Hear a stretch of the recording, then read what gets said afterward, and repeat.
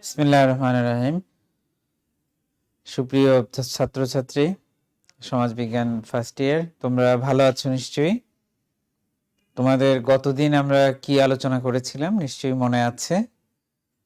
আমাদের 4th চ্যাপ্টারে major concepts of sociology, এটা আমাদের আলোচ্য বিষয়। প্রথম দিন আমরা শুধুমাত্র একটি বিষয় আলোচনা করেছিলাম, একটু ডিটেইল আলোচনা করেছিলাম, কিন্তু ফর দ্য টাইম কনস্ট্রেন্ট আমাদের কিন্তু এখন একটু দ্রুত যেতে হবে। আমরা দ্রুত চলে যাব। আজকে বেশ কয়েকটি প্রত্যয় আমরা আলোচনা করব। তার মধ্যে থাকবে কালচার, সিভিলাইজেশন, গ্রুপ, অ্যাসোসিয়েশন।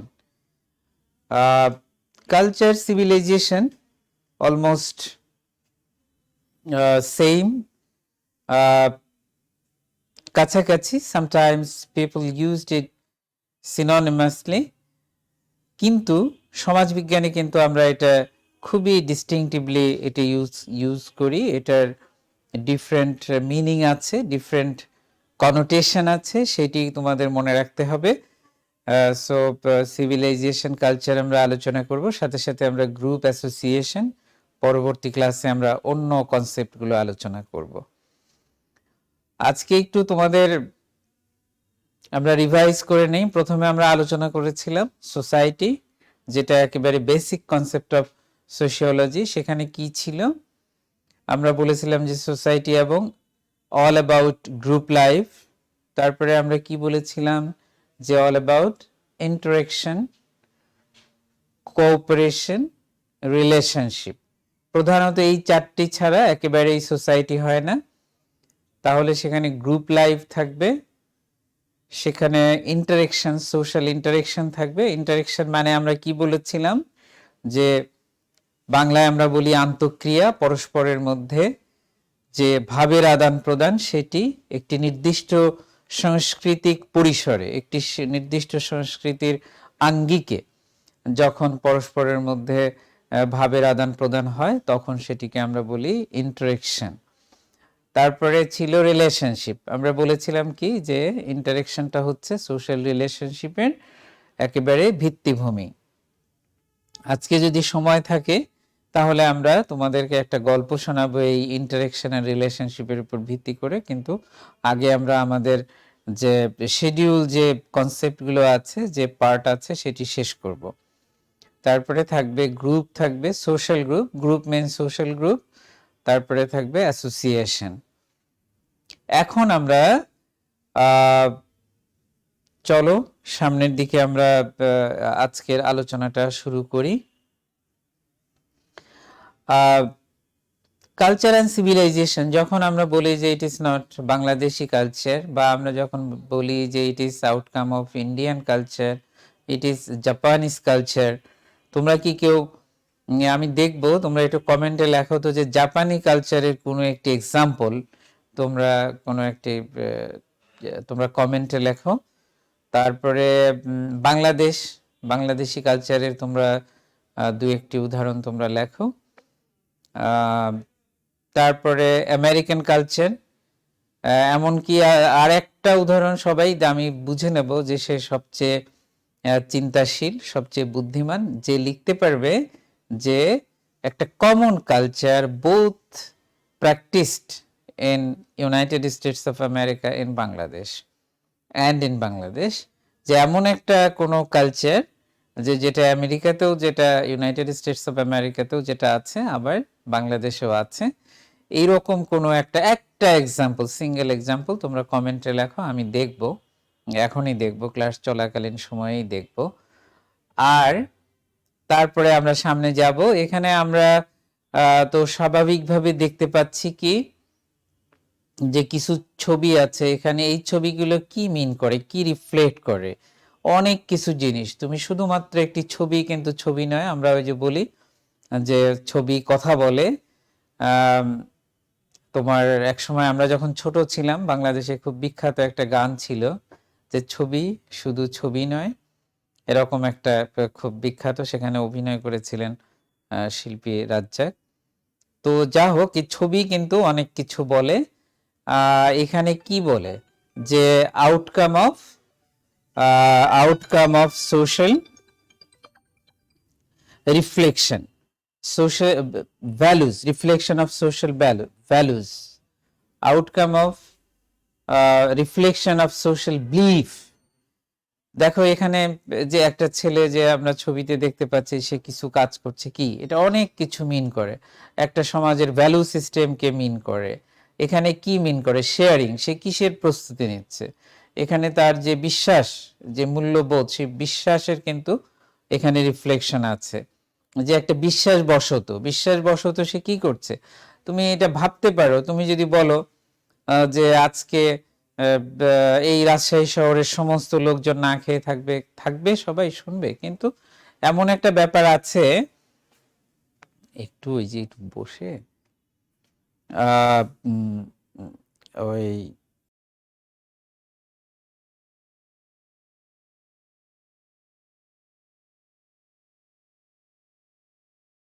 বলছিলাম যে outcome of values, reflection of values, believes,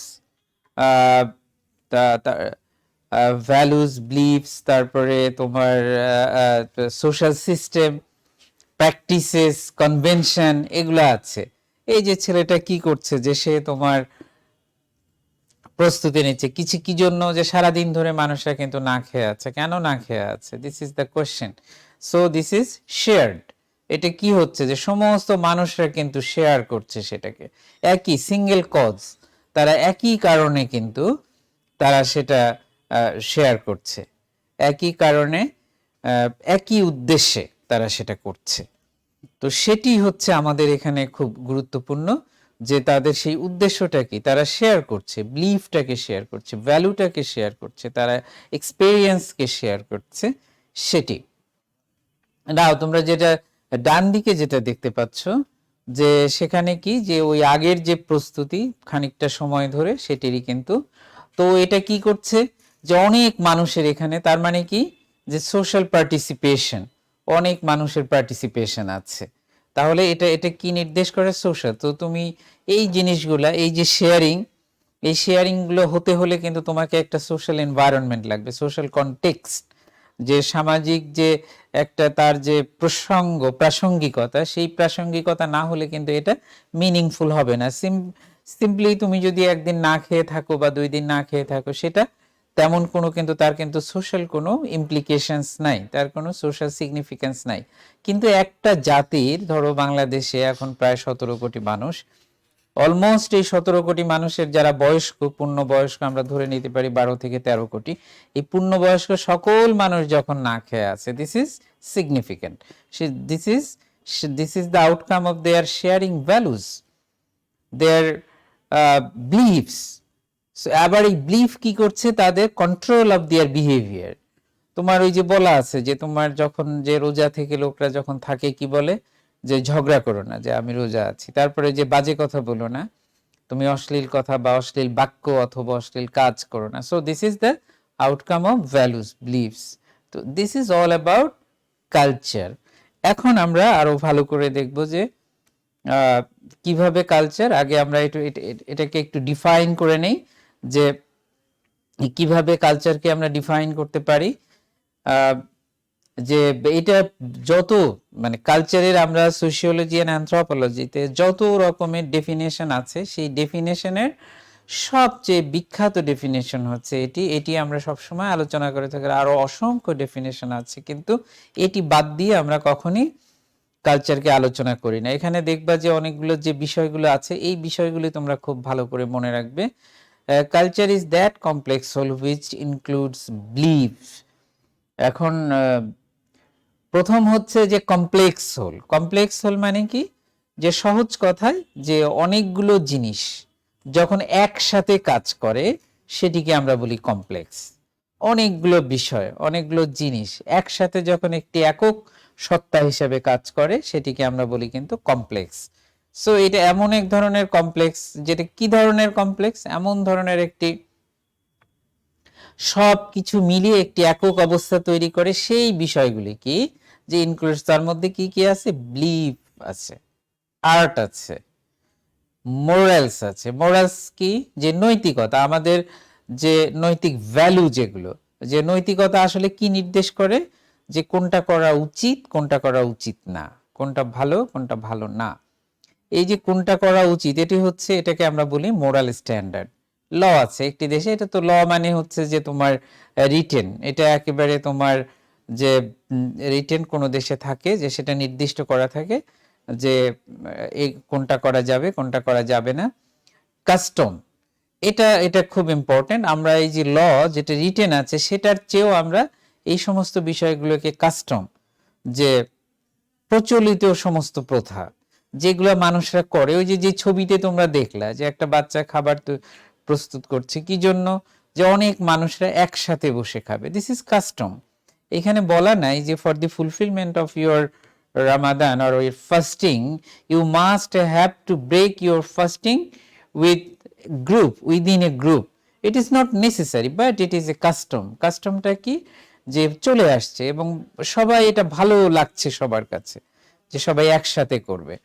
so this is custom, যে এটা হলো যে প্রচলিত রীতিনীতি। তারপরে আছে কি? যে and other capabilities and habits. Capabilities গুলো যে মানুষের নানা ধরনের সামর্থ্য, মানুষের নানা ধরনের সামর্থ্যগুলো কি? যে তোমার ফর এক্সাম্পল যে মাছ, এখন মাছের একটা হলো মাছ যে খাবার, এটা ঠিক আছে, কিন্তু ধরো বাংলাদেশের কোনো অঞ্চলে তোমার টাকি মাছের ভর্তা খুবই জনপ্রিয় খাবার, কিন্তু অন্য অঞ্চলে সেটা পরিচিতই না। So capabilities. তারপরে কি আছে? যে শুটকি মাছ, শুটকি মাছ তো আই পার্সোনালি যে তোমার এই গন্ধই সহ্য করতে পারি না, সেটা যত ভালো করেই রান্না করা হোক। কিন্তু আবার অনেক মানুষ আছে তাদের এটা most favourite food item. So তাহলে তোমার এই যে দিস ইজ, তাহলে এই যে তোমার এই কি বলে যে এই শুটকি মাছটাকে প্রিপেয়ার করা, এটা প্রিপারেশনের পর এই যে প্রিপারেশনের প্রসেস, দিস ইজ ক্যাপাবিলিটিস, প্রিপারেশনের প্রসেসটা। তারপরে আমি তোমাকে বলতে পারি যে তোমার তুমি ধরতে পারো যে জাপানিজরা কি, ইভেন জাপানিজরা তোমার ভাতও খায় তোমার কি দিয়ে, যে ওই যে চপস্টিক্স দিয়ে, যে স্টিক দিয়ে, লাঠি দিয়ে বা একটা কাঠি দিয়ে তোমার ভাতও তারা খাচ্ছে। নুডলস তো খাচ্ছেই, এমনকি ভাতও তারা কাঠি দিয়ে খেতে পারে, খায়। এখন দিস ইজ ক্যাপাবিলিটিস। তুমি যাও, আমি যদি যাই যে তোমার এই কাঠি দিয়ে নুডলস খেতে যাই, আমি কিন্তু সব মাখিয়ে ফেলবো, যত দামি কাপড় চোপড় আছে সব মাখিয়ে এটাকে শেষ করে ফেলবো। কিন্তু জাপানিজরা কিন্তু খুব, এমনকি একটা শিশু 3-4 বছরের একটা অত্যন্ত তোমার ইফিশিয়েন্টলি সে কিন্তু হ্যান্ডেল করছে তোমার ওই স্টিককে। সো এটা হচ্ছে যে তোমার যে capabilities. Habits acquired by man as a member of society. নানা ধরনের অভ্যাস আছে, যে তোমার আমাদের দেশে একজন অ্যানথ্রোপোলজিস্ট এসেছিলেন আফ্রিকা থেকে, এবং তিনি কিছুদিন এদেশে ছিলেন, থেকে তিনি বলেছিলেন যে তোমাদের একটা কালচারাল ট্রেট, মানে হচ্ছে যে বৈশিষ্ট্য, একটা অন্যতম প্রধান তোমাদের কালচারাল ট্রেট হচ্ছে যে গামছা। তো গামছা তুমি কি খেয়াল করে দেখেছো? তোমরা নাগরিক মানুষ, কিন্তু গামছা ছাড়া কিন্তু চলে না। অথচ গামছার কিন্তু নানা রকম বিকল্প আছে, এখন অনেক সুন্দর দামি দামি টাওয়েল বাজারে পাওয়া যায়, আরো অনেক কিছু। কিন্তু বাংলাদেশের মানুষরা কিন্তু কমফোর্ট ফিল করে, I my self including my self, আমি কিন্তু গামছা ছাড়া আমার চলে না। তো তোমার তাহলে দিস ইজ হ্যাবিটস, যে ওটা এমন ভাবে হ্যাবিট হয়ে গেছে যে তোমার, বিশেষ করে আমাদের রুরাল লাইফে যে মানুষরা কি, যে সে যখন বাড়ির বাইরে যাচ্ছে এটা গামছা গলায় থাকছে, গোসল করতে যাচ্ছে গামছা, খাবার পরে হাত মুছছে গামছা তোমার, তারপরে আবার এক জায়গায় বসবে বিছিয়ে নিয়ে গামছার উপর, দের আর লট অফ ইউজ অফ গামছা, এ পিস অফ ক্লথ, একটা পিস কাপড়ের দেখো কত রকমের, এবং সেটা কি করে একটা ন্যাশনাল। এটা কিন্তু তুমি এই ধরনের এই যে গামছা বিছিয়ে বসা, গামছা দিয়ে মুখ মোছা, গামছা আবার একটা সময়ে পরা, কাপড় চেঞ্জ করার জন্য, ইত্যাদি ইত্যাদি, এটা কিন্তু আর পৃথিবীর আর কোনো সমাজে নাই। তো so this is unique for Bangladeshi culture. So এটা হচ্ছে যে তোমার যে হ্যাবিট সব কিছু বলে কি বলা হচ্ছে, as a member of society, আমরা যে সমাজের মানুষ হিসাবে যখন, তার মানে কি, যে group life, part of group life, একজন একা করলে হবে না। তুমি প্রতিদিন রাত 2টার সময় ভাত দিয়ে চানাচুর মাখিয়ে খাও। This is not culture of Bangladesh. But বাংলাদেশের মানুষরা দুপুরবেলা মাছ ভাত তরকারি খায় usually. This is culture of Bangladesh. মানে যখন অনেক মানুষ, সব মানুষ, ওই গোষ্ঠীর বেশিরভাগ মানুষ যখন সেটা হ্যাবিচুয়ালি সেটা প্র্যাকটিস করে, অ্যান্ড ফর সামটাইমস সেটা আউটকাম অফ দেয়ার, যেমন আমি ওই যে ইফতারির কথা শুরুতে যে ছবিটা তোমাদের দেখিয়েছি, যে outcome of there believes, outcome of the system of believes, outcome of there values. এই যে যখন হয় সেটা কি হবে, যে ভ্যালুস অ্যান্ড বিলিভস অর তোমার হ্যাবিটস অর বোথ, যে সেটা একই সাথে বিলিভস অ্যান্ড ভ্যালুস, আবার একই সাথে সেটা হ্যাবিটসও। আমি কি বলতে পারি, যে তোমার ফর এক্সাম্পল, যে তুমি খেলাধুলা করে এসে তুমি মুখ ধুয়ে নিলা, ইট ডাজ মিন নাথিং। এটার কিন্তু কোনো কালচারাল ভ্যালু কিন্তু ওইভাবে নাই, যদিও এটার তুমি যদি বলো যে as a hygienic practice this is important, but as a cultural value এটা কিন্তু তেমন ইম্পর্টেন্ট না। কিন্তু তুমি যখন ওই যে বলছি যে আমরা নামাজের আগে তুমি হাত মুখ ধুচ্ছ, তখন কি এটা at the same time এটা কি, যে তোমার প্র্যাকটিস অফ ভ্যালুজ, তোমার reflection of values and believes, as well as it has some functional aspect. যে ফাংশনাল অ্যাসপেক্টটা কি, এটা তোমার এভলিউশন, মানে তোমার যে পরিষ্কার ক্লিনিং হচ্ছে, পরিষ্কার স্বাস্থ্যগত চর্চা হচ্ছে এখানে। বাট তোমার এটা আউটকাম অফ বিলিভস, যদিও এটার একটা স্বাস্থ্যগত, এটা একটা তোমার হেলথ সিগনিফিকেন্স আছে, কিন্তু তোমার এটা কিন্তু মূলত আউটকাম অফ ইউর বিলিভ।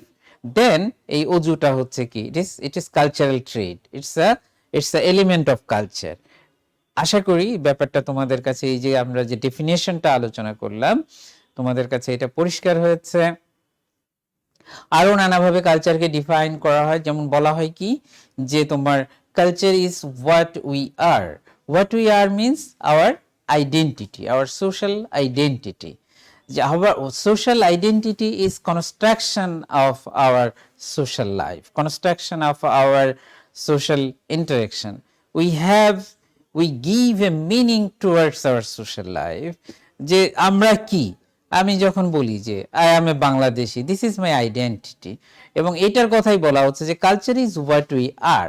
আমার দেখো কথা বলার একটা স্টাইল আছে, তুমি কি খেয়াল করে দেখেছো যে বাংলাদেশের যারা টেলিভিশনে তোমার ধরো যারা এই যে টেলিভিশনে যারা প্রেজেন্টার আছে, তাদের মধ্যে তুমি ওয়েস্টার্ন টেলিভিশনগুলো প্রেজেন্টারদের মধ্যে অনেক পার্থক্য আছে, বাট তারা তো একই কাজ করছে। They are giving information towards us, but they are disseminating information towards our same business. কিন্তু পার্থক্যটা কোথায়, যে কালচার, তাদের ওই যে তাহলে হোয়াট উই আর, ওই যে তার আইডেন্টিটি গত এখানে পার্থক্য, আইডেন্টিটিক্যাল ডিফারেন্স।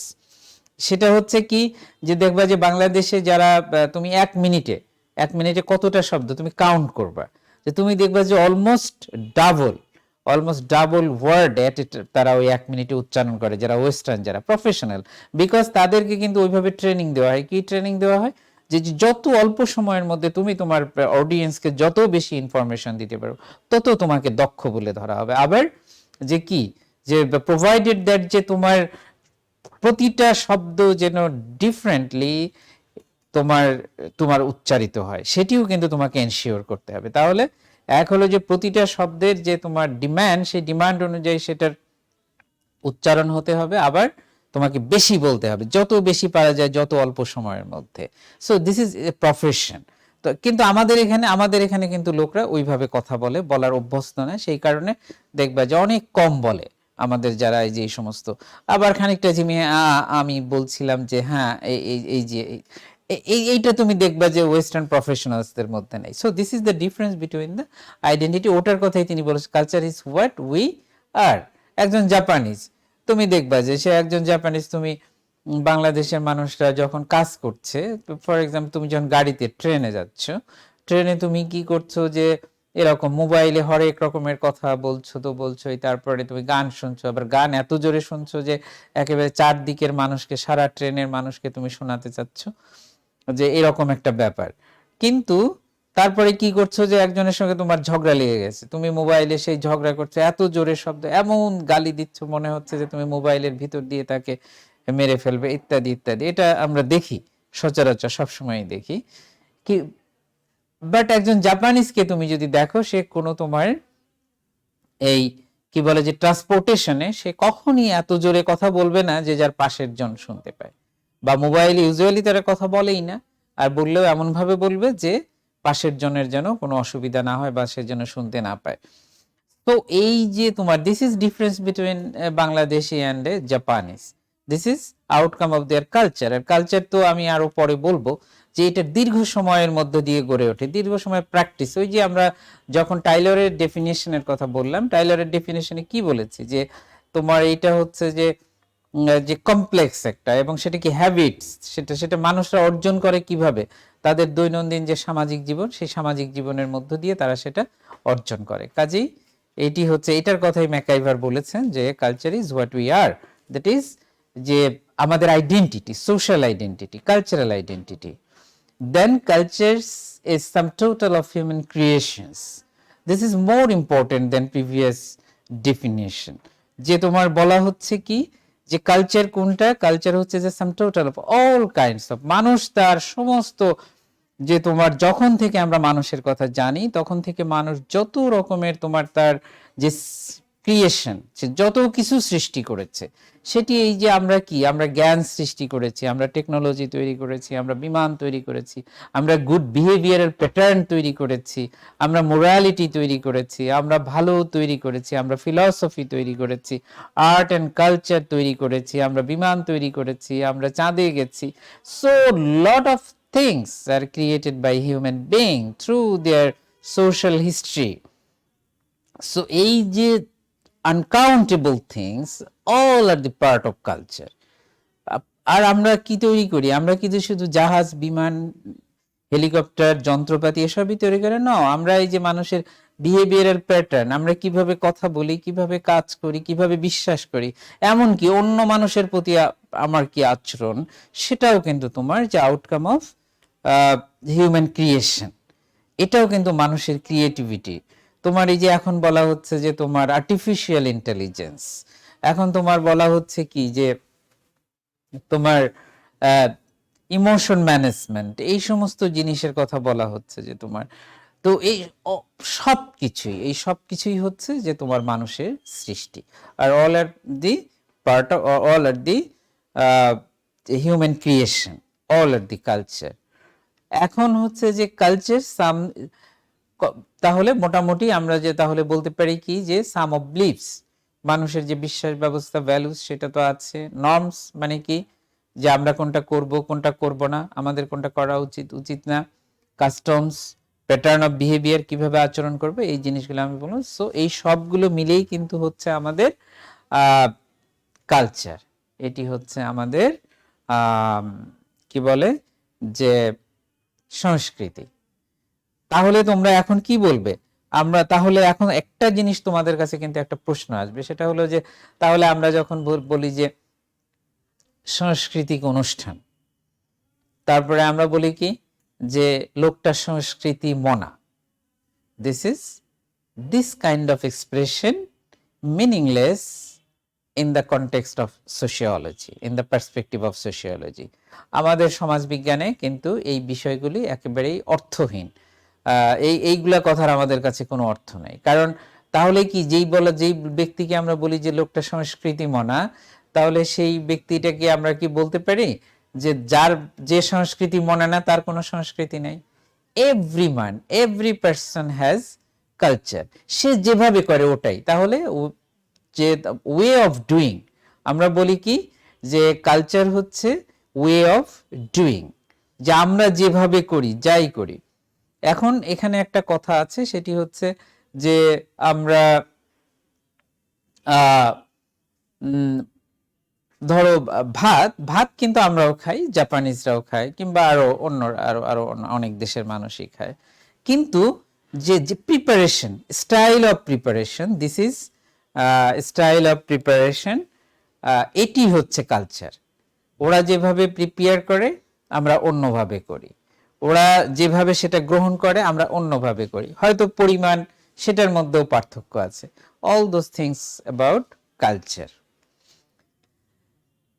এখন আমরা নাও লেটস মুভ অন আমরা কিছু জিনিস যে কিছু ক্যারেক্টারাইস্টিক্স, এই ক্যারেক্টারাইস্টিক্স গুলো দিয়ে আমরা কালচারকে চিনবো, জানবো।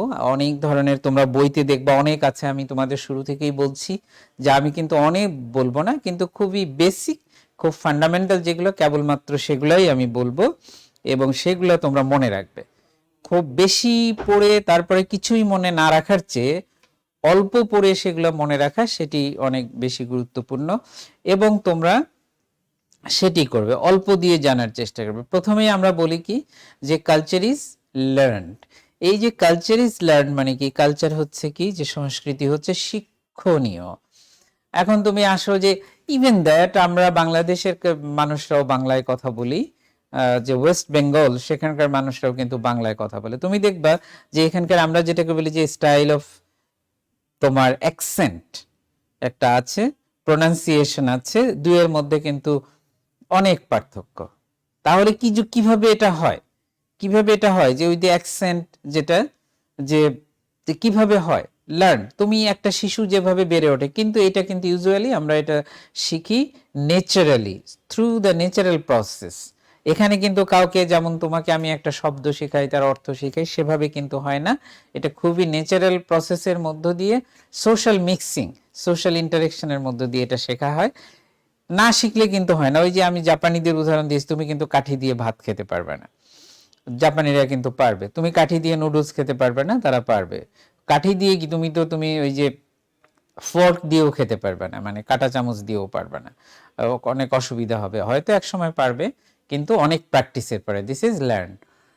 তারপরে বলা হচ্ছে কি যে কালচার ইজ শেয়ার্ড। আমি আগেই বলেছি, শুরুতেই কিন্তু আমি এগুলো দিয়ে শুরু করেছিলাম, যে ইট ইজ ম্যাটার অফ শেয়ারিং।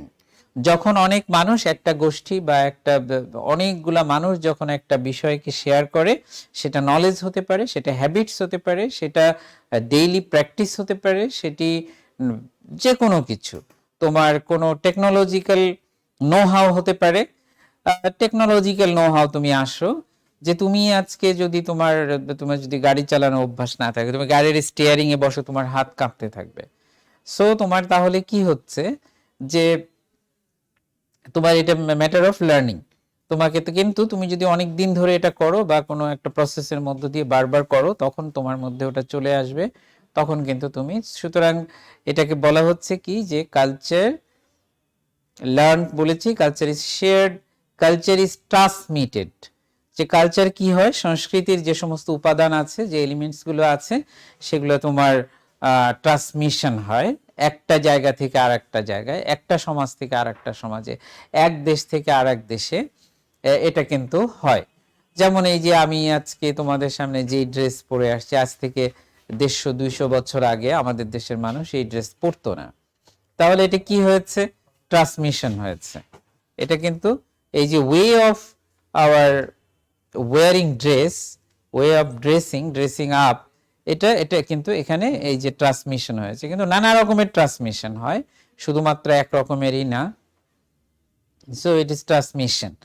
তুমি যদি দেখো যে আমাদের রবীন্দ্রনাথ ঠাকুরের যে আর যে তিনি যে ফর্মাল যে ড্রেস পরতেন, সেই ড্রেস, আর তুমি একজন এই যে মুসলিম সুফি যদি দেখো, সেই সুফির ড্রেস, এই দুই ড্রেসের মধ্যে কিন্তু কোনো একেবারেই পার্থক্য নেই, একদম এক। এখন তাহলে কিভাবে হলো এটা? ইন্ডিয়ার লোকেরা তো আমরা জানি যে ট্র্যাডিশনালি এই ধরনের ড্রেস পরতো না। তাহলে এই যে আমাদের কবি রবীন্দ্রনাথ ঠাকুরের মধ্যে এটা আসলো কিভাবে? দিস ইজ ট্রান্সমিটেড ফ্রম তোমার Central Asia, transmitted from Persian, Arab, এইসব। তো দিস ইজ ট্রান্সমিটেড। তাহলে ড্রেস, এই যে আবার রবীন্দ্রনাথের ড্রেসের পরে আমরা এখন যেটা পড়ছি, so this all are matter of transmission. Culture is social. আমি আগেই বলেছি যে যদি একটা সোশ্যাল এনভায়রনমেন্ট না থাকে, তাহলে কোনো হ্যাবিট, কোনো প্র্যাকটিস সেটার, বরং যদি সোশ্যাল এনভায়রনমেন্টের বাইরে যদি কিছু হয়, তখন সেটা উইয়ার্ড হিসেবে আমরা সেটাকে চিহ্নিত করি, সেটাকে স্ট্রেঞ্জ হিসেবে চিহ্নিত করি, যদি কালচারাল গ্রাউন্ডে সেটা যদি গ্রহণযোগ্য না হয়, তাহলে, বা যদি অন্যরকম হয়, তখন বলি যে ও হাউ স্ট্রেঞ্জ দ্যাট, যে এটা কি একটা হচ্ছে, এসব কি হচ্ছে। তো তাহলে সেখানে একটা অবশ্যই সোশ্যাল কনটেক্সটে সোশ্যালি পারমিটেড হতে হবে, সোশ্যালি প্র্যাকটিসড হতে হবে। Culture is adaptive. অ্যাডাপটিভ মানে হচ্ছে কি, অ্যাডাপটিভ, অ্যাডাপ্ট, অ্যাডাপ্টিবিলিটি, এগুলা দ্বারা কি বোঝায়? যে ক্রমাগতভাবে খাপ খাইয়ে নেওয়া, ক্রমাগতভাবে একটার সঙ্গে আরেকটা তোমার খাপ খাইয়ে নেওয়া, মিলে যাওয়া, সেটার সঙ্গে একীভূত হওয়া, অ্যাসিমিলেশন। এটা অলসো পার্ট অফ কালচার। যে এই যে অ্যাডাপ্টিবিলিটি অ্যান্ড অ্যাসিমিলেশন, এগুলো এই যে অ্যাডাপটিভ, এটি কিন্তু তোমার যে ক্রমাগতভাবে, অর্থাৎ একটা খুব গ্রেজুয়াল চেঞ্জের মধ্য দিয়ে যায়। তোমার আমরা জানি কি যে মুসলিম মেয়েরা এক বিশেষ ধরনের পোশাক আশাক পরে, বা সেটা তাদের ধর্মীয় বিধান অনুযায়ী। এখন যেসব বাংলাদেশের যেসব মেয়েদেরকে আমরা জানি যে এরা ধর্মে উদ্বুদ্ধ হয়ে বিশেষ ধরনের পোশাক পরে, আজকে থেকে 50 বছর আগে যদি আমরা দেখি যে ধর্মে উদ্বুদ্ধ হয়ে যারা বিশেষ ধরনের পোশাক পরতেন, এই দুইজনই কিন্তু it is the reflection of their belief, it is the reflection of their values. এটা কিন্তু তোমার ঠিকই আছে, কিন্তু দুটার এক্সপ্রেশনের মধ্যে পার্থক্য আছে, সেটার প্রকাশের মধ্যে পার্থক্য আছে। কারণ আজ থেকে 50 বছর আগে আমার মা যে ধরনের, বা আমার দাদি যে ধরনের, তারা ধর্ম দ্বারা উদ্বুদ্ধ হয়ে যে ধরনের পোশাক পরতেন, আর এখন ধর্ম দ্বারা উদ্বুদ্ধ, তাদের কিন্তু সেই পোশাকের ধরন, তার কাটিং, তার বানানো, তার স্টাইল, এমনকি সেখানে ব্যবহৃত যে ফেব্রিক, সেগুলো সবই কিন্তু ভিন্ন। This is adaptability, this is adaptation. Then culture is dynamic, মানে সোজা কথা, কালচার কি চলমান, যে এটা কিন্তু থেমে থাকে না। যতই মানুষ বলুক যে এই যে যখন বলে যে আমাদের ট্র্যাডিশন, অনেক সময় বলে এগুলো সামটাইমস মিসনোমার, মিসআন্ডারস্ট্যান্ডিং, এটা মানুষের মধ্যে নানা রকমের মিসআন্ডারস্ট্যান্ডিং তৈরি করে যে আসলে কোনটা ট্র্যাডিশনাল, বা ট্র্যাডিশনাল বলে আমরা কি বোঝাচ্ছি। যখন আমরা ট্র্যাডিশনাল বলি তখন কিন্তু আমরা আনচেঞ্জেবল, তখন কিন্তু আমরা সেটাকে একটা স্থির কোনো বিষয়ের দিকে নির্দেশ করি। আসলে আমরা সোশ্যাল সায়েন্স, সোশিওলজিতে আমরা বলি কি যে কোনো কিছুই তোমার চেঞ্জেবল, মানে আনচেঞ্জেবল না, একেবারে তোমার স্ট্যাটিক না, যে থেমে থাকে এক জায়গায় বন্ধ হয়ে থাকে, সেটি কিন্তু নয়। সুতরাং কালচারের সব ট্রেইটই কিন্তু, সেটা যেরকমই হোক, either influenced by religion or by other social practices, কিন্তু সেটা কিন্তু চেঞ্জিং, ডাইনামিক, সেটা কিন্তু পরিবর্তনশীল এবং পরিবর্তন হতে থাকে। এখন আমরা দেখতে পাচ্ছি, এক সময় আমরা দেখতাম কি যে তোমার একজন মেয়ে বা একজন নারীকে আমরা যদি ভাবতাম যে সে ধার্মিক, তাহলে কি বলে ভাবতাম? যে সে তোমার মানুষের সঙ্গে কথা বলবে না, বাইরে যাবে না, হ্যান ত্যান। কিন্তু এখন আমরা দেখছি কি দে আর প্রিচিং দেয়ার রিলিজিয়ান। মেয়েরা এখন যেসব ধার্মিক মেয়েরা আছে, তারা তাদের ধর্ম প্রচার করছে খালি বাড়িতে না, ঘরে না, বাইরে যাচ্ছে, ইউনিভার্সিটিতে করছে, তারা তোমার কনফারেন্সে করছে, তারা খুবই তারা একদম ডাইনামিজমের মধ্য দিয়ে, তারা এক ধরনের ডাইনামিজমের মধ্যে আছে। সো দিস ইজ ডাইনামিক, এটা কিন্তু changing.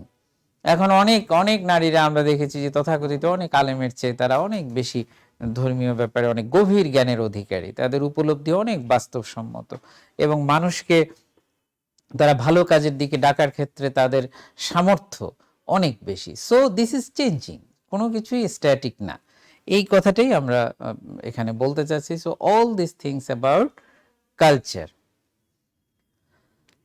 Now let's move on. Culture, elements of culture, components of culture. যে কালচারের দুইভাবে আমরা বলি, যে ক্যারেক্টারিস্টিক্স অফ কালচার আমি বললাম আগে, যে তাহলে এলিমেন্টস অফ কালচারকে আমরা এখানে দেখো আমি কিভাবে দেখিয়েছি, যে visible aspects and non-visible aspects. Some characteristics are visible, easily identifiable, some are not easily identifiable. সেটা আমরা উপলব্ধি করতে পারি, সেটা আমরা বুঝতে পারি, কিন্তু সহজে আমরা সেটা কিন্তু দেখতে পাই না, দেখাতে পারি না। সো এটা একভাবে, এটাকে আবার অন্যভাবে বলা হয়, সেটাকে এই কালচারের উপাদানগুলোকে অন্যভাবে আবার দুই ভাগে ভাগ করা হয়।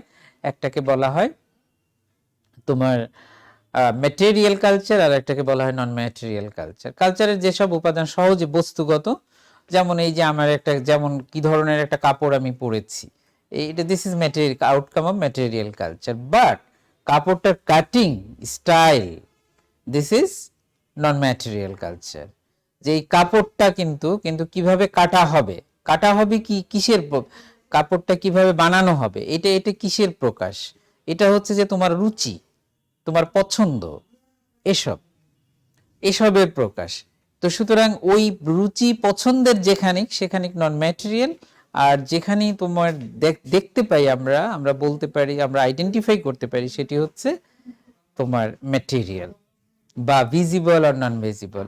এই যে আমরা কালচারের উপাদান, এগুলা কিন্তু সব এলিমেন্টস অফ কালচার, কালচারের উপাদান। যেগুলো ভিজিবল সেগুলা কি, যে ল্যাঙ্গুয়েজ, এটা literature, music, food, dress. Visual art, visual art মানে কি, যে তোমার যেগুলো ছবি আঁকা হয়েছে, যেগুলো চোখে আমরা দেখতে পারি। কিন্তু আর্টের কিন্তু আবার নন ভিজুয়ালও আছে, নন ভিজিবল আর্টের একটা দিক আছে, সেটি ফেস্টিভ্যালস, বিভিন্ন ধরনের উৎসব, এই যে তোমার নানা রকমের ঈদ আছে, নববর্ষ আছে, পূজা আছে, ইত্যাদি ইত্যাদি। গেমস, নানা ধরনের খেলাধুলা ইত্যাদি, এগুলো আমরা দেখতে পাই। আর যেগুলো নন ভিজিবল, যেগুলো দেখা যায় না, দৃশ্যমান না, সেগুলো কি, কমিউনিকেশন অফ স্টাইল। যে তোমার কমিউনিকেশন অফ স্টাইল, এখন আমাদের ওই যে আমাদের ইসলামের নবী অনেককে শিখিয়েছেন যে তোমাকে যদি কেউ উইশ করে, তোমাকে কেউ যদি অভিবাদন জানায়, তাহলে তুমি তার থেকে একটু বেশি বলো। যেমন তোমাকে কেউ জিজ্ঞেস করলে এই আপনি কেমন আছেন, তাহলে এখানে ভদ্রতা কি, এখানে কালচার যেটা নবী শিখিয়েছে সেটি হচ্ছে যে হ্যাঁ আমি ভালো আছি, আপনি কেমন আছেন, সব ঠিক আছে তো। এই যে একটু বেশি, তার মানে কি, তাহলে তুমি তার প্রতি আগ্রহ দেখালে, তার প্রতি সম্মান দেখালে। This is outcome of culture, communication style. কিন্তু আমাদের দেশের মানুষ তো, তোমার যদি একটু ধনী টনি হয়, তাহলে তোমার কেউ যদি সালাম দেয়, তাহলে সালামের উত্তর দেয় না, একটু মাথা ঝুঁকিয়ে চলে যায়। আবার যদি জিজ্ঞেস করে যে হ্যাঁ আপনি কেমন আছেন, তো তখন বলবে যে হ্যাঁ বলে চলে যাবে। আর উত্তরে যে আবার আপনি তুমি কেমন আছো, কি আপনি কেমন আছেন বা ইত্যাদি, এতটুকু ভদ্রতা দেখানোরও প্রয়োজন মনে করেন। এটা কি, তাহলে এটা কালচার। কিন্তু তুমি একজন ওয়েস্টার্ন সোসাইটিতে যাও, যে সে তোমাকে অবশ্যই তুমি যা বলবে সে অন্তত ততটুকু, কেমন আছেন, তাহলে সে আবার তোমাকে ফার্দার জিজ্ঞেস করবে আপনি কেমন আছেন, এতটুকু না বলে কেউই ছাড়বে না। তারপরে কি, আমাদের দেশে তুমি একজনকে সালাম দিচ্ছ, অন্যদিক তাকে বলে চলে যাচ্ছে। কিন্তু তোমার যদি ওয়েস্টার্ন সোসাইটিতে হয়, সে তোমার দিকে তাকাবে, তোমার চোখের দিকে তাকিয়ে তারপরে বলবে যে ইয়েস ওয়ালাইকুম আসসালাম, বা হাউ আর ইউ, হ্যাঁ I am fine, how are you, ইত্যাদি ইত্যাদি। So this is style of communication. Beliefs আমি আগেই বলেছি, ভ্যালুজ, যে বিশ্বাসগুলো কি, বিশ্বাস কিন্তু আমাদের কাজকে নিয়ন্ত্রণ করে। বিশ্বাস আমাদের কাজকে কিভাবে নিয়ন্ত্রণ করে, যে তুমি আমি হোটেলে গেলাম, হোটেলে গিয়ে আমি যে একটা খাবারের অর্ডার দিলাম, যে একটা কি, যে তোমার একটা যে স্ন্যাক্স, তো বার্গার কি, বার্গারটার মধ্যে আছে শুকরের মাংস। এখন তুমি যদি ইউজুয়ালি একজন বিলিভার মুসলিম হও, তাহলে আমার ধারণা যে তুমি সেটা খাবে না। তো এই যে খাবে না, ইট ইজ এ বিহেভিয়ার। এখন এই বিহেভিয়ারটা কন্ট্রোল হলো, কন্ট্রোল হলো কিসের দ্বারা, তুমি যে খাবে না এই সিদ্ধান্ত নিলে কিসের দ্বারা, তোমার যে influenced by your, controlled or regulate by your belief. এটি হচ্ছে ব্যাপার। যে ভ্যালুস, ভ্যালুস হচ্ছে যে তুমি তুমি দেখলা যে যাওয়ার সময় যে রাজশাহী কলেজের ফুলের বাগানে খুব সুন্দর ফুল ফুটে আছে, চারদিকে কোনো গার্ডও নাই, কেউ নাই, গার্ডেনারও নাই, ছাত্রও নাই, শিক্ষকও নাই, তোমার খুব ইচ্ছা হচ্ছে ফুলটা ছিঁড়ে ফেলি।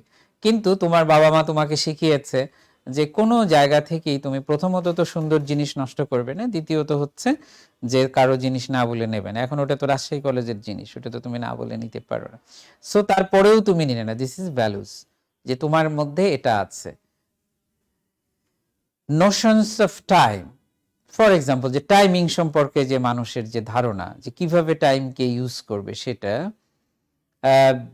Handling physical space. Physical space, handling physical space মানে কি, যে তোমার আমার চারপাশের যে সমস্ত জায়গাগুলো আছে সেগুলোতে আমি কিভাবে সেটা ব্যবহার করব, সেটার কিভাবে মূল্যায়ন করব, this is called handling space.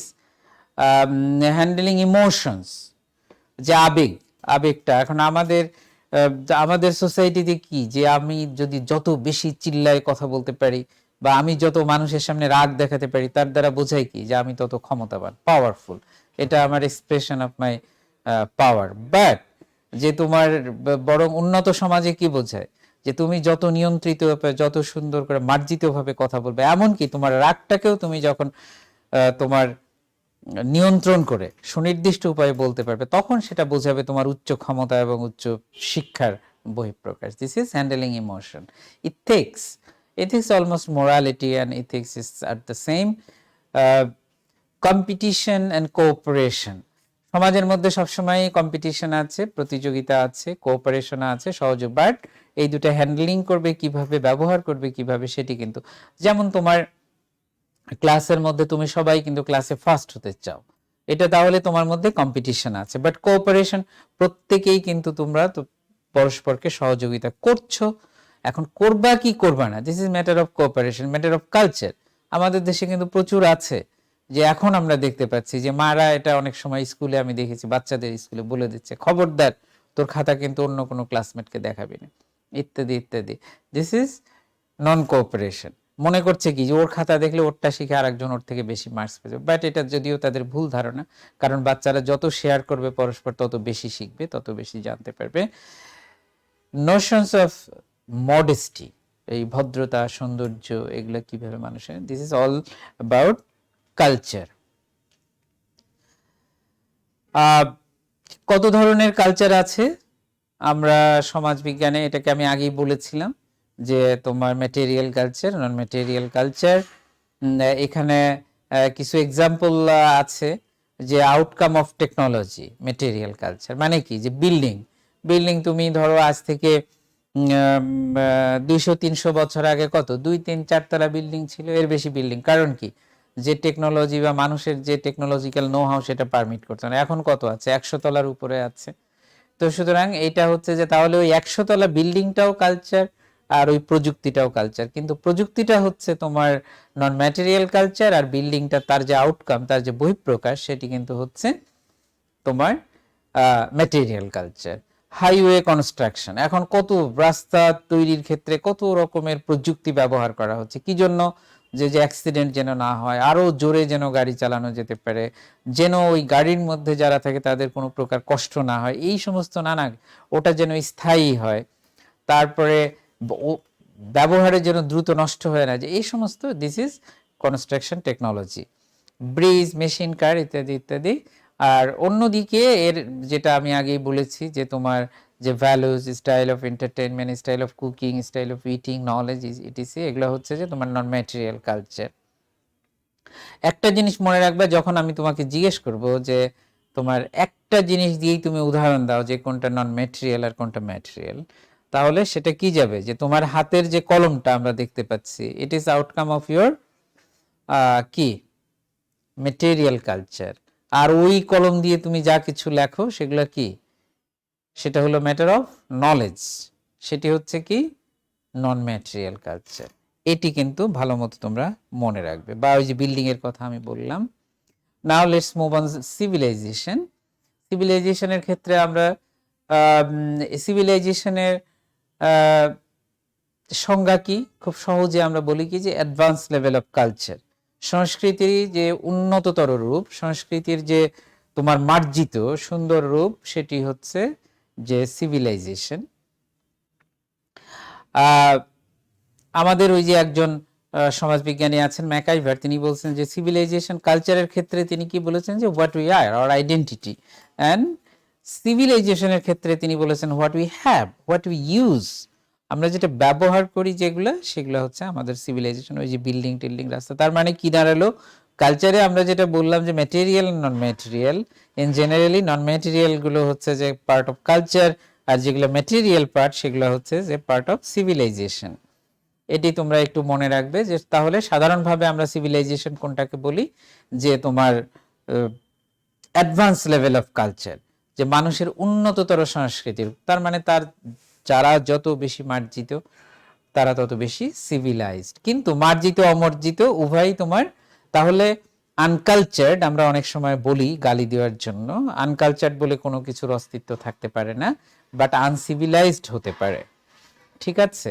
কারণ হচ্ছে যে যে উন্নততর রূপ, সেই উন্নততর সংস্কৃতির উন্নততর অবস্থাটি হচ্ছে তোমার সিভিলাইজেশন। অনেক সফিস্টিকেটেড লেভেল, উন্নততর রূপ। এখন তুমি একটি ঘরের মধ্যে গেলা, যে ঘর অনেক পরিপাটি, তাহলে সেটি হচ্ছে সিভিলাইজড। আর সব এলোমেলো করে ফেলানো আছে, ঠিকমতো ব্যবহার করা যাচ্ছে না, তাহলে আমরা বলবো দে আর লেস সিভিলাইজ। সাধারণত সিভিলাইজেশনের যেগুলো আউটকাম সেগুলো হচ্ছে যে ভিজিবল, কমিউনিকেবল, সহজে ইজিলি কমিউনিকেবল। তার মানে হচ্ছে কি যে তুমি নিজে একটা বিমান বানাতে পারো না, কিন্তু একটি বিমান বানাতে তুমি পারো না, কিন্তু বিমান কিন্তু একটা কিনতে পারো তুমি, যদি তোমার টাকা থাকে।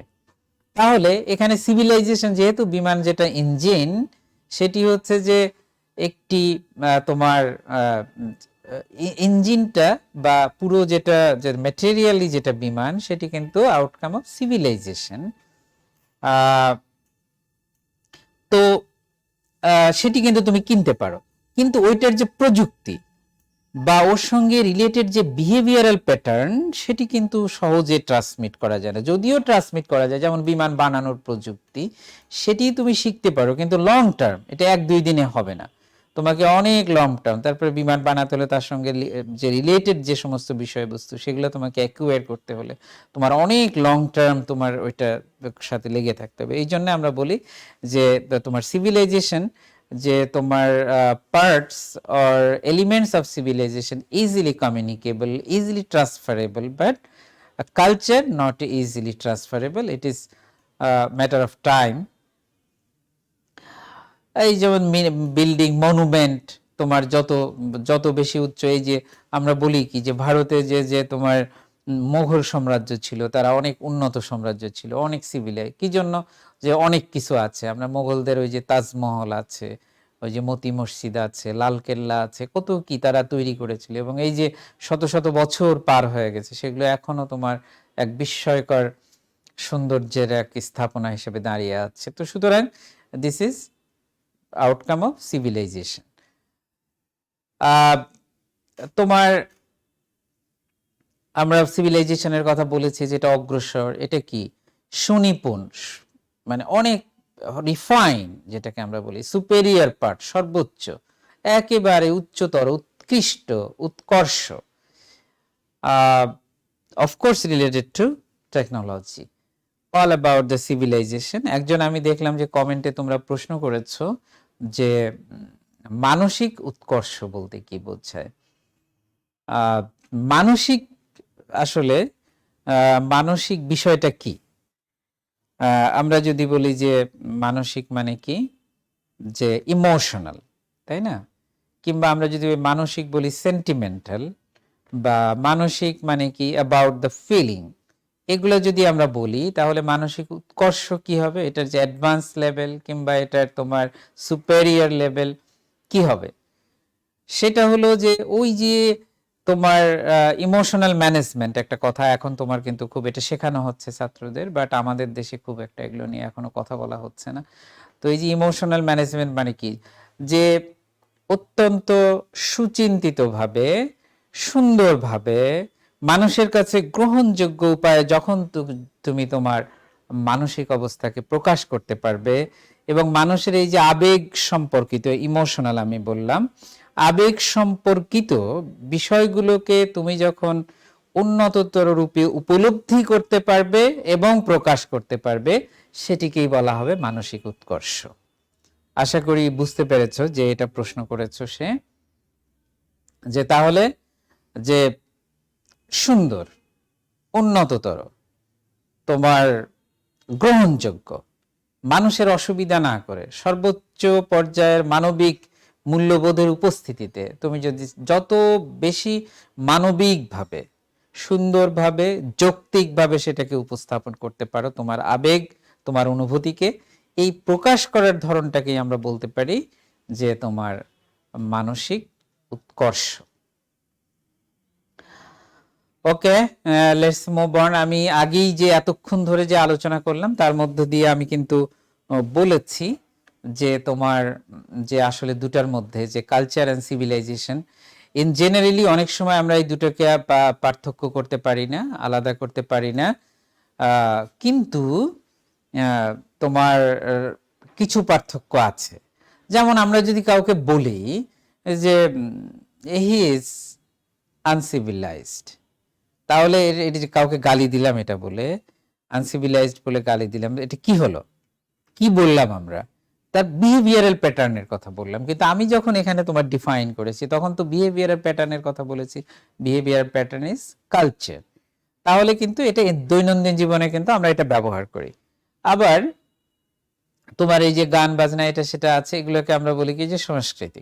অফকোর্স এগুলো পার্ট অফ সংস্কৃতি, কিন্তু গান বাজনার বাইরে যেগুলো সেগুলো সবই তো সংস্কৃতি। তাহলে আমরা বাংলাদেশে যেগুলোকে সংস্কৃতি বলি সেগুলো কিন্তু আসলে আমাদের সোশিওলজি বা অ্যানথ্রোপোলজিতে একটা ছোট্ট অংশ সংস্কৃতির, সম্পূর্ণটা না। সম্পূর্ণটা আমরা সারাদিন ধরে যা কিছু করি, আমাদের পুরো দৈনন্দিন জীবন, সমস্ত দৈনন্দিন জীবনটাই কিন্তু তোমার আমাদের সংস্কৃতি।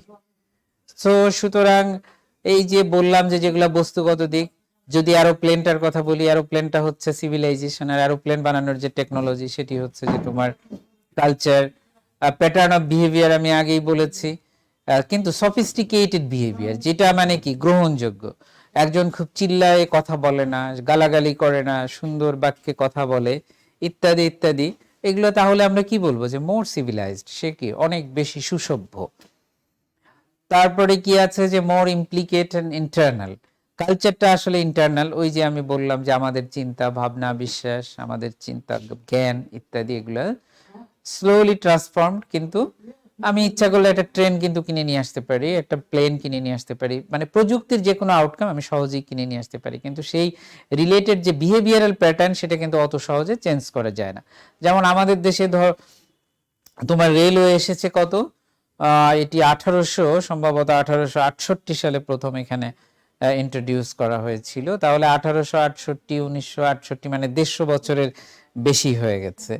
এখন রেলওয়ে ইউরোপে প্রথমে তারা ইন্ট্রোডিউস করেছিল, এবং সেখানে করে এর সঙ্গে রিলেটেড বিহেভিয়ারাল প্যাটার্ন কি ছিল, যে তুমি প্রথমে টিকিট করবে, তারপরে লাইন দিয়ে ট্রেনে উঠবে। কিন্তু বাংলাদেশে এখনো আজও এই যে তোমার 150 বছরের বেশি হয়ে গেছে, এখনো কিন্তু তুমি দেখতে পাচ্ছ কি যে এখনো মানুষ ধাক্কাধাক্কি করে, এখনো টিকিট না করে তারপরে তোমার লাইন ভেঙে কে কার আগে উঠবে ইত্যাদি ইত্যাদি এগুলো। তার মানে কি বিহেভিয়ারাল প্যাটার্নটা আমরা কিন্তু এখনো এটা অ্যাডপ্ট করতে পারিনি আমাদের কালচারের মধ্যে, কিন্তু ট্রেনটা তো চলছে আজ 150-200 বছর ধরে।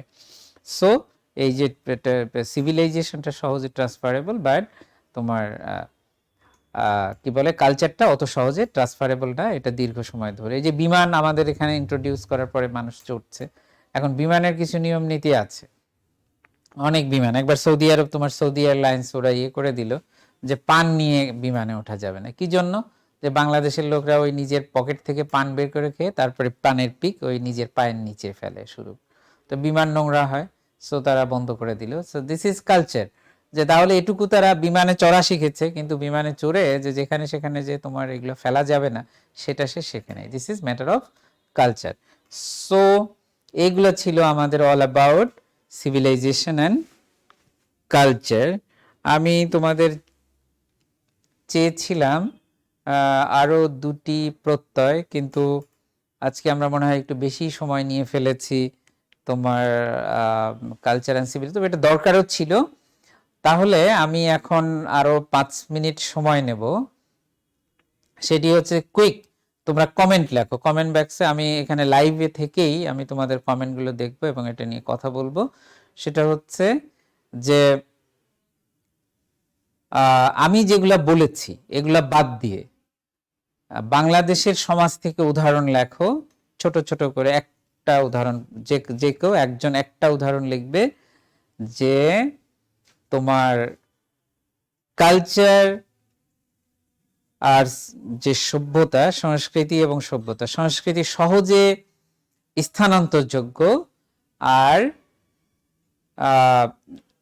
সভ্যতা সহজে স্থানান্তরযোগ্য, কিন্তু সংস্কৃতি সহজে স্থানান্তরিত হয় না। সংস্কৃতি সহজে স্থানান্তরিত হয় না, সভ্যতা সহজে স্থানান্তরিত হয়। এর একটা করে উদাহরণ লিখবে। আমি এখন দেখব তোমাদের কমেন্ট বক্সে যে বাংলাদেশ থেকে, বাংলাদেশের সমাজ থেকে লিখবে। কুইক, আমি এটা ফলো করছি, আমি কথা বলতে বলতে তোমাদেরটা ফলো করছি, তোমরা লিখতে থাকো। বাংলাদেশ থেকে উদাহরণ যে তোমার সংস্কৃতি। আমি একটা জিনিস দেখলাম এখানে, একটা কমেন্টে দেখলাম একজন লিখেছে যে হাই স্যার, তো হাই স্যার তুমি এটা ওয়েস্টার্ন সোসাইটিতে বলে, এটা কোনো অসুবিধা নাই, এমনকি স্যারও বলে না, ওরা ওরা বলে যে হাই মিস্টার। তুমি, আমি যদি তোমার ইউরোপে হতাম, তুমি বলতে যে, হয়তো যদি বলতে যে হাই মিস্টার ফারুকি, আমি বলতাম যে হাই।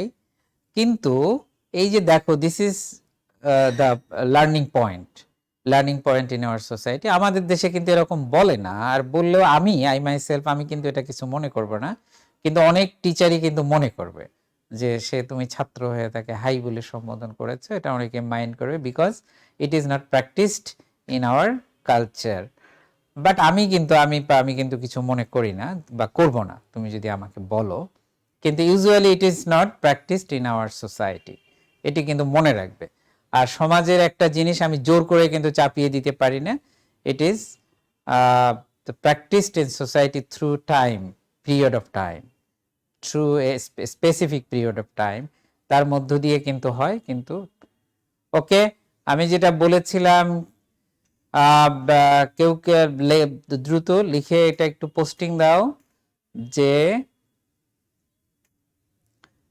সভ্যতা সহজে, উদাহরণ, সংজ্ঞা দেবে না, শুধু উদাহরণ, যে এই জিনিসটা বোঝায় যে সভ্যতা দ্রুত ট্রান্সফার হয়, স্থানান্তরিত হয়, কিন্তু সংস্কৃতি অত দ্রুত হয় না। আমি যেটা বলেছি সেটা বাদ দিয়ে আমি বোঝার জন্য যেটা করেছি।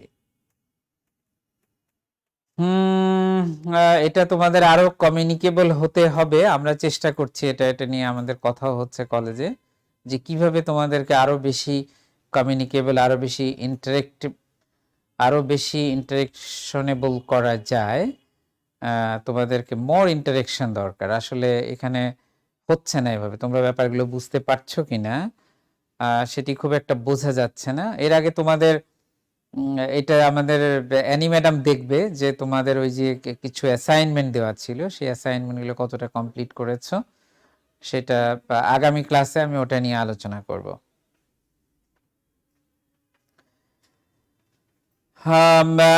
ওকে, তাহলে আমি আজকে আর প্রলং করছি না। আমার মনে হয় না যে তোমরা এটা নিয়ে ভালো মতো, যদি তোমরা লিখতে না পারো তাহলে আমি ধরে নেব যে তোমরা জিনিসটা ভালো মতো বোঝার চেষ্টা করো নাই, যে আমরা এতক্ষণ ধরে আমরা কিন্তু অনেকগুলো উদাহরণ আলোচনা করেছি নানা রকমের। তো তোমরা ভালো থেকো। তাহলে আমাদের এ পর্যন্ত যে ক্লাস গেল, আমরা সোসাইটি আলোচনা করেছি, কালচার অ্যান্ড সিভিলাইজেশন আলোচনা করেছি, আরো অনেকগুলো প্রত্যয় আছে, আমরা আগামী ক্লাসগুলোতে সেগুলো আলোচনা করব। সে পর্যন্ত তোমরা সবাই ভালো থেকো, সবার জন্য দোয়া এবং শুভকামনা। আল্লাহ হাফেজ।